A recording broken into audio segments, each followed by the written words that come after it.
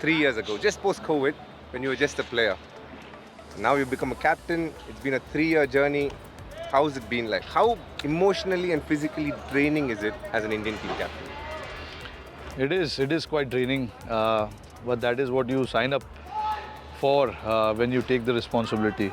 I think when the opportunity came to me for leading the team, obviously, as everyone will be, I was excited as well. And in the last 7-8 years, I've been part of that core group, decision making, vice captain, and all of that. So when you're vice captain, you can be handed over the captaincy at any point. And plus, I led in Virat's absence few times when he was not there. But yeah, obviously, DK, it's a huge honor to be captaining your country. I've seen many greats who have captained the team, stalwarts in their own way. So to be alongside them, it's a great honor, great privilege. And yeah, like you said, last 3 years, it's been great. Except winning the finals of the ICC trophy, I think we've won everything. That's one thing that we've not been able to accomplish, but I think the time will come. All we need to do is just, stay in good mindset, not worry too much about the past, because you can't change the past, but what you can change is what is going to come next. So all of us are quite focused on that. And as long as we play our hearts out, that's the most important thing. And I got to see that in the last few years, and in fact, even before that, we are playing our hearts out. Just that sometimes you got to be a little more lucky as well, which I think will happen. On a slightly sadder note, one that I didn't want to get into a little early, but you kind of led me to that as well. November 20th, the day after the World Cup. What was Rohit Sharma going through? I know you called a group of friends and kind of had a good time in terms of letting out, and it was a down time where you wanted to let go of a lot of things.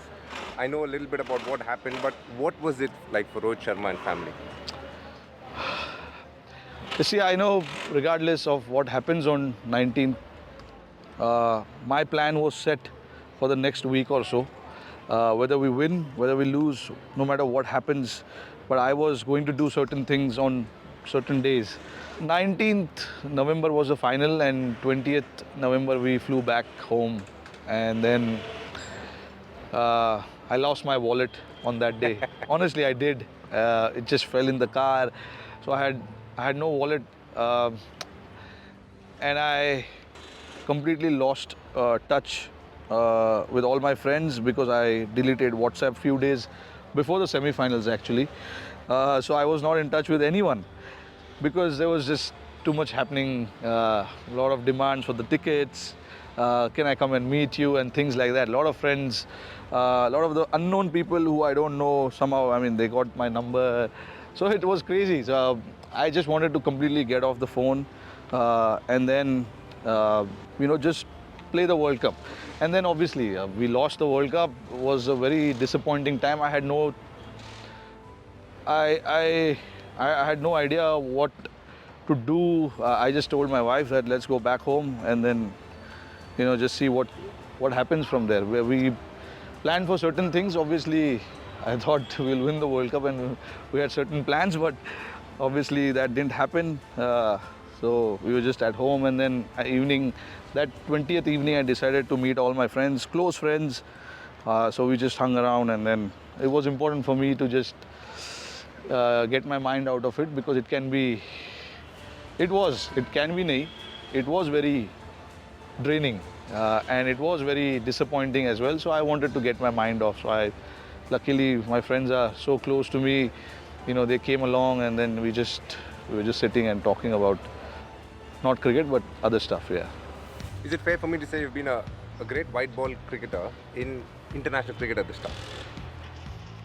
You've become a really good test player in the last few years as a test batter as well, playing in some challenging conditions and doing well as well.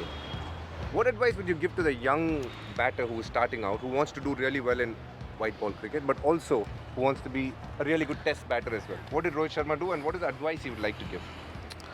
The advice, firstly, it's pretty basic.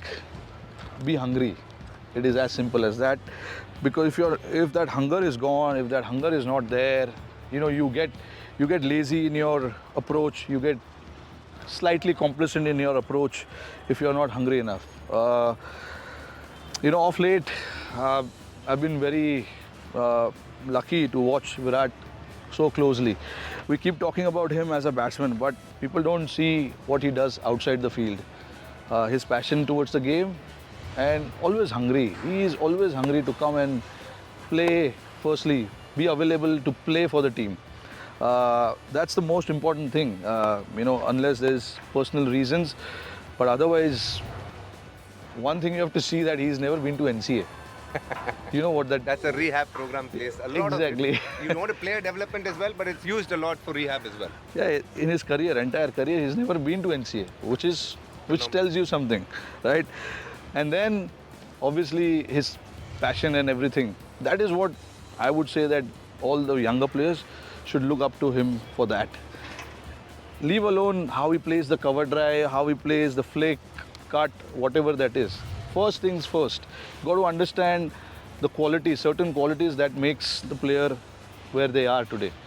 That is what you have to understand, and that is what you have to look.